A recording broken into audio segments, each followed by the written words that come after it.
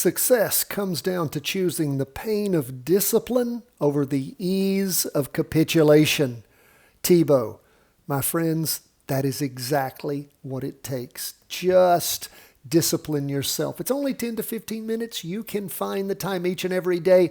I do to do this show. In fact, I find a lot more time in my busy schedule to put this out every day for you. And it has made me a supremely better trader because of it, because of the time that I spend in the market every day. You're never wasting time. If you're paying attention, if you're practice trading, if you're following stock charts, learning all you can from what the volume and the price and the trend line is telling you, you need those three things. Volume, we have the volume right here on the charts. Price, we have the price right here in our Heikin-Ashi candlesticks, nothing better. And we have our trend line. That is what you need. If you can read price, volume, and trend, you've got it. Now let's talk about where these charts are going. Everything down for the day. Let's look at where the S&P is. Popped up in the morning and bled it all off in the afternoon. That's actually the NASDAQ 100. Sorry. Let's go to the S&P 500. Same thing happened there, but I want to be on the right chart. Down 0.66% for the day. Popped up in the morning, blew it all off in the afternoon. What do we have here as far as our Wednesday, Thursday, 2-day candle? You can see again, we had a peak there, but it's all been burned off.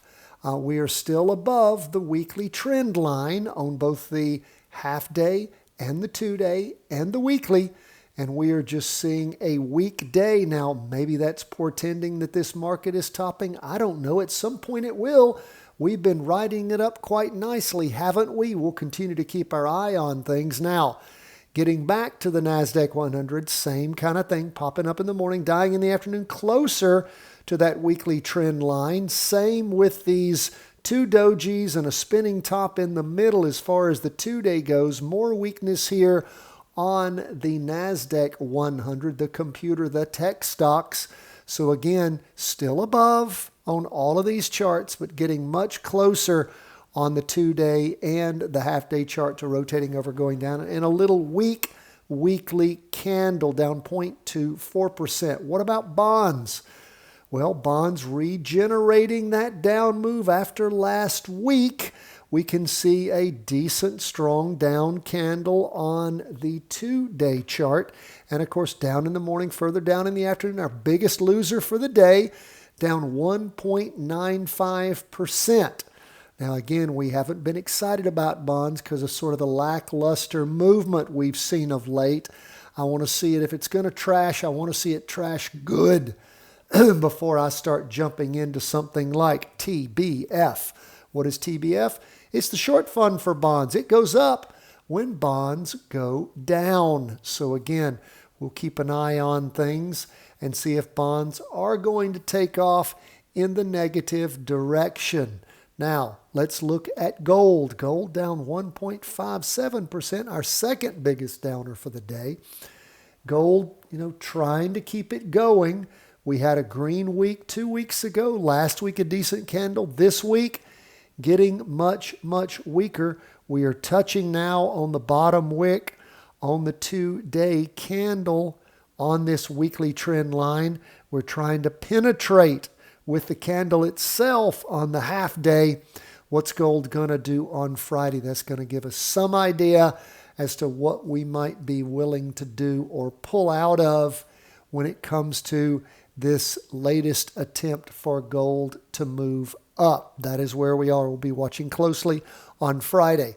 What about Bitcoin? Down 1.07%. You saw where we reset our trend line.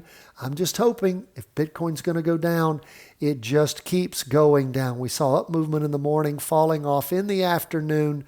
We can see we're below the weekly trend line on the weekly, the 2-day, and the half-day.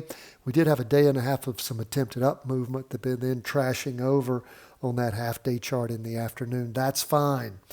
That is where we are as we end the day on Thursday, go into Friday, the last trading day of the week. Of course, what do we do at the close of the market on Friday? We bring you our weekly review and forecast. I know so many of you look forward to that, and we will be bringing that to you. Also, Patreon members, we recorded last night and put up for you the three-wave trades, the charting cryptos, commodities, and currencies. And as soon as I finish this work here and get it uploading, I'm going to get you the weekly vertical crossovers. So check on all that. We always put everything up at the Patreon page, in addition to emailing you those 3 items once a week. That'll be going out here in a few minutes too. If you're not a Patreon member, you need to be one. If you want to know how to practice trade options, first thing you get when you sign up for any of the 3 levels of Patreon support is Options Made Simple, the Charting Wealth Way. Join us. God bless, my friends. All the best from the whole team at Charting Wealth World headquarters.